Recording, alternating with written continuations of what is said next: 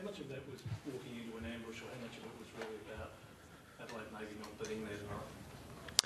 Oh, no, look, we're a no excuses footy club, Rich. Sydney are a top four side and a quality side, and tonight it's a great lesson for our guys as to the hard work and the dedication that we need to keep working towards.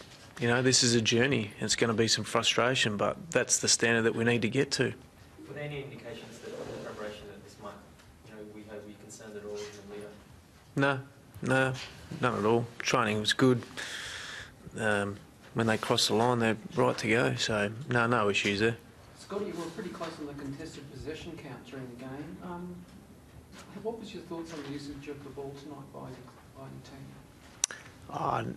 I thought Sydney, the way they handballed around us at times was where the game's at, and we just weren't up to to try and pressure and tackle them. So that's another great lesson for our group as well. But I mean, I'm not going to delve too much into stats, but they were the better side, no doubt.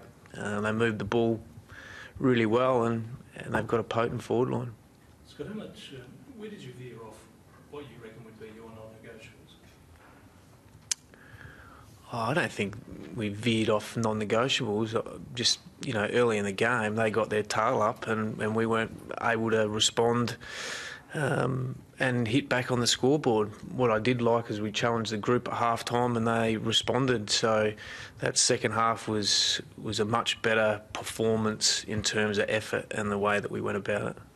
Is it purely what the difference for you was, the way they just approached the second half, or did they have to work on some other issues as well? Oh, no, we had to work on some other issues. I thought, our midfield got their colours lowered today, particularly in that first half. So at the end of the day, I'm a big believer best midfield wins, and unfortunately that first half our midfield wasn't at the level required. Just on that image, do you look at Kurt Tippett's game and wonder what might have been? It's all hypotheticals, Rich. I can't answer that in terms that Kurt played well, good on him. He served our club really well. He's now at Sydney, he's a Sydney player, and we look at him no different as any other player on the Sydney list. So what do you take out of that? What's the best way to approach it from him? Particularly you got Friday night on a ramp at Richmond, so... We've got 6 days to respond. That's the best thing about footy, is the turnaround time is quick and swift. We'll review really hard about what we need to get better at, and we'll keep focusing on our room for improvements. The room for improvements haven't changed all year, so there's still some things there that are rearing, and we'll just keep chipping away at them. If you hear from the outside that this might have been coming because of the month you've had, the emotional roller coaster you've been on, how would that play with you? I'm not as I said, there's no excuses. The group is back in the headspace it should be. If that was the case, our second half would have been worse. So the fact that our playing group showed some resilience and really fought back in that second half was the most pleasing thing. Last couple, guys. I don't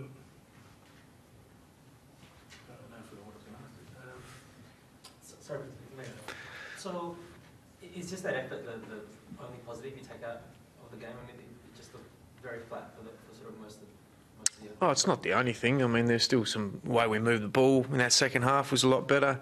Some one-on-ones were a bit better. I thought the midfield responded and played a bit better, were a bit tougher and tight, and actually got the ball going our way. So there's some positives out of it, but as I said, there was too many room for improvements tonight rather than positives. The time when the word respect was put up on big lights tonight for another reason, how much do you think you're still needing respect as a group before you're seen as a team in the final eight that people need to worry about? That's not up for us to have a conversation on or worry about what other teams think of us. What we can control is the way we train, the things that we're going after as a footy club. It's a journey. This group is looking to do something as a group and do it really, at the highest level. But we've got a lot of improvement to do, no doubt about that. So you still think you're earning that right to be seen as a... Oh, absolutely. I mean, we're not a top four team that's playing regularly in finals.